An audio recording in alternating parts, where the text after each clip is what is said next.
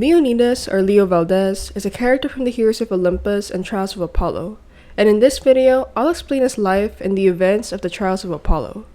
If you want Leo's life from his childhood to the events of the Heroes of Olympus, you can check out another video for that, which is linked down below. Last thing before getting into it, spoiler warning. And with that, let's get started. Before jumping into the Trials of Apollo, we need to get a bit of info as to what happened to Leo in between the Blood of Olympus and the Hidden Oracle. In the previous video I made on Leo's life, I ended it with Leo and Calypso flying to the unknown on Festus. And from there, we learned that Leo sent a holographic scroll that tried to tell the demigods of Camp Half-Blood that he was alive. The scroll's quality wasn't that good though, but it was clear that Leo was alive and with Calypso.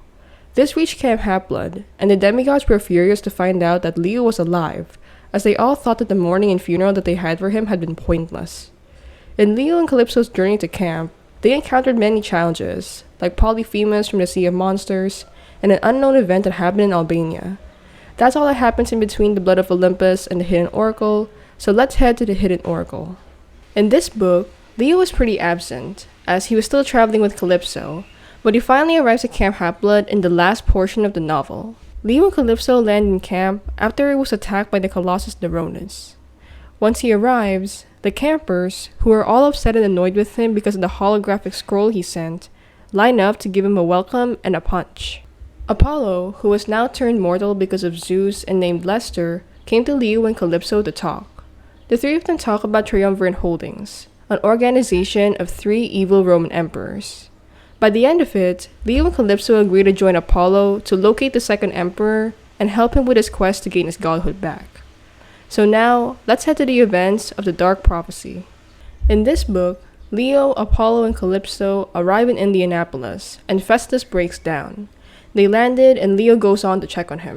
At that moment, a Blemia disguised as a woman named Nanette comes in and attacks them. Leo throws a fireball at her, but she eats it instead.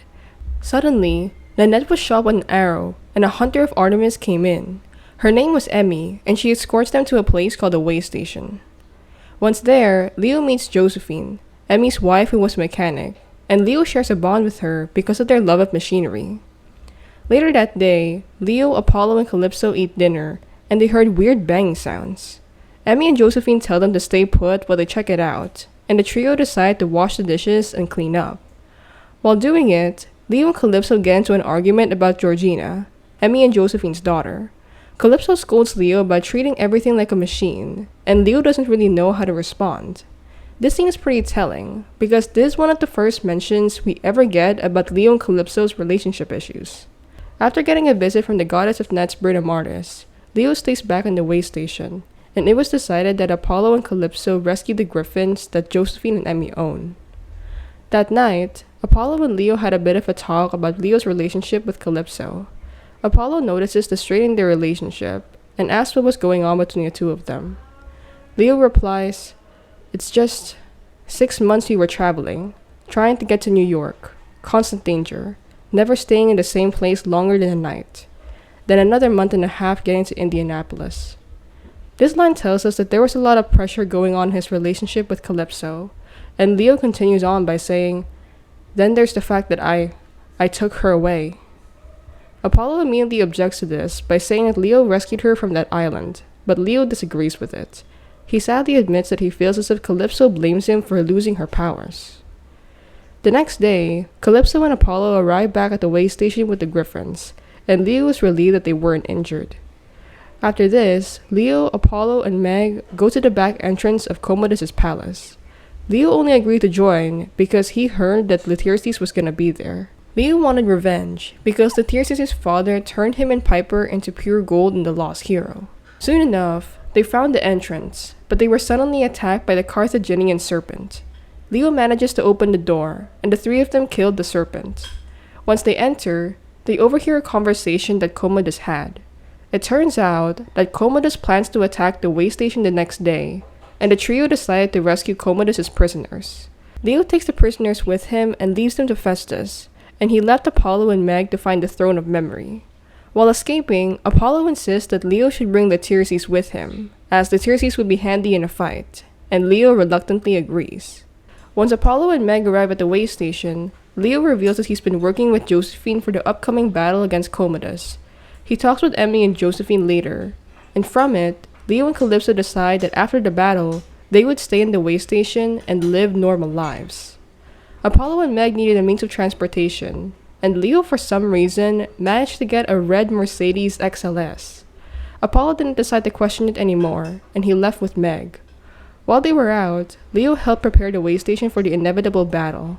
Once Commodus and his crew attacked, the Hunters of Artemis came in as reinforcements, but it was no use. Leo, Georgina, and Emmy were taken hostage by Commodus, and Apollo walks in on the scene. After a back and forth with Commodus, Apollo managed to turn to his divine form. It distracted and blinded Commodus and the Germani, giving Leo and the rest time to escape. The battle ended after that, and Josephine helps Leo fix Festus, who broke down during the battle. Later, Leo and the rest heard of a prophecy that mentioned an attack on Camp Jupiter. Because of this, Leo immediately volunteers to tell Reyna and Frank, the praetors of Camp Jupiter, about it, and he flies off on Festus. So now, let's head to the events of the Burning Maze. Leo managed to land Camp Jupiter and tell everyone about the attack. It does happen, and Camp Jupiter suffered a lot of losses because of it, but it could have been worse if Leo hadn't told him about it firsthand. The next time we meet Leo is to meet Jason and Piper, but Leo got the shock of his life when Piper and Apollo tell him that his best friend Jason was dead. Leo cries with Piper, and he insists on taking her to Oklahoma on Festus, before he went back to the way station to Calypso. That's the last we ever get of Leo in this book, so let's head to the Tyrant's tomb. Leo doesn't appear here, and the only mention we ever get of him is through Frank. Frank tells Apollo that if it weren't for Leo's warning, Camp Jupiter might have been in ruins, and how after, the survivors took turns welcoming and punching Leo. And now, let's head to the Tower of Nero, the last book.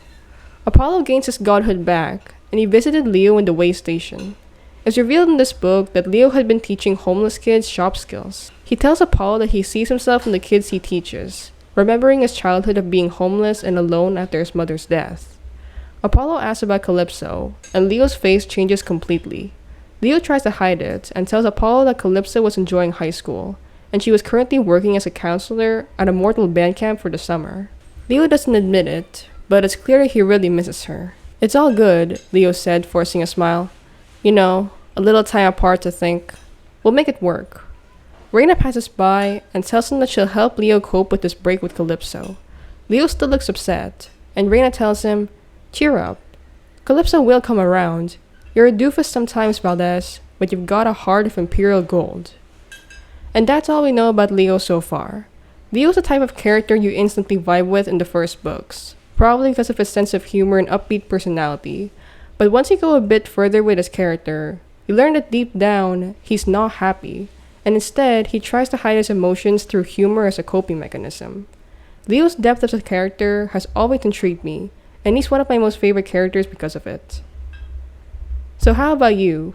What do you think of Leo and Calypso's relationship? Let me know in the comments down below.